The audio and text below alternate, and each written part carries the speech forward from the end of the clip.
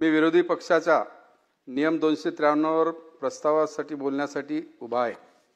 अध्यक्ष महोदय, माझ्या मतदारसंघातील मारेगाव आणि झरी तालुक्यात 5 एकर जागेवर काही महिन्यापूर्वी क्रीडा संकुलाचे निर्माण करण्यासाठी जागा उपलब्ध आहे। त्यासाठी 5 कोटी रुपयांचा निधी मंजूर झाला आहे, परंतु क्रीडा संकुल उभारण्यासाठी अद्यापही कोणत्याही हालचाली झालेल्या नाही। त्यामुळे स्थानिक क्रीडाप्रेमी व नागरिकांमध्ये क्रीडा संकुलाबद्दल प्रश्न निर्माण झालेला आहे। अध्यक्ष महोदय, या तालुक्यातील खेळाडू विद्यार्थी पोलीस आणि सैन्य भरतीची तयारी करीत असतात, परंतु सराव करण्यासाठी कोणतीही सुविधा नसल्यामुळे त्यांची मोठी गैरसोय होत आहे। तालुक्यातील क्रीडा संकुलन झाल्यास शहर व ग्रामीण भागातील विद्यार्थ्यांना सराव करण्यासाठी उत्तम पर्याय मिळेल।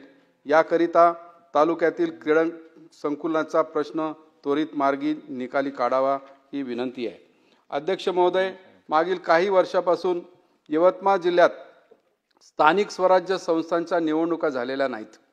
परिणामी जिल्हा परिषद, पंचायत समित्या, नगरपालिका व नगरपंचायती या ठिकाणी प्रशासकामार्फत कारभार सुरू आहे। लोकप्रतिनिधीच्या अनुपस्थित प्रशासन मनमानी निर्णय घेत असून याचा थेट परिणाम सामान्य नागरिकांच्या अडचणीवर होत आहे। अध्यक्ष महोदय, खनिज विकास निधीबाबत तर विशेष उल्लेख करावा लागेल। कोणतीही स्थानिक मागणी नाही, आवश्यकतेचा अभाव अथवा ग्रामपंचायतीकडे जागा आहे किंवा नाही याची पडताळणी न करता मोठ्या प्रमाणावर अभ्यासिकाची खरेदी खनिज विकास निधीतून करण्यात आली आहे।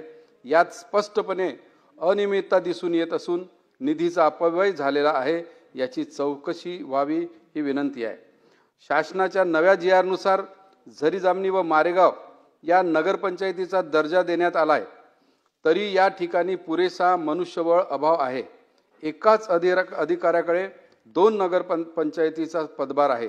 झरी जामणीमध्ये उन्हाळ्यात भीषण पाणी टंचाई आहे, तर मारेगावमधील काही वार्डात पावसाळ्यात मोठ्या प्रमाणावर पाणी साचते।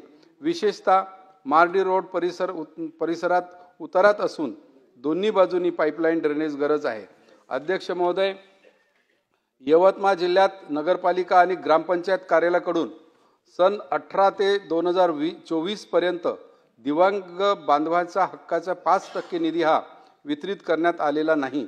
त्यामुळे 6 वर्षापासून दिव्यांग बांधव निधीपासून वंचित आहे। सन 2019 पासून वेळोवेळी निवेदन, आंदोलन, उपोषण करूनही शासनाच्या नियमानुसार नगरपालिका किंवा ग्रामपंचायत उत्पन्नाचा 5% दिव्यांग राखीव निधी दिव्यांगाच्या खात्यात वर्ग करण्यात आलेला नाही। त्यामुळे शासनाने सदर प्रकरणी लक्ष घालून दिव्यांगांना त्वरित 5% राखीव निधी वितरित करण्याबाबत संबंधित अधिकाऱ्यांना आदेशित करावे। अध्यक्ष महोदय, वणी येथे रेल्वे साइडिंग वर 2 ब्रिज सुरू आहे।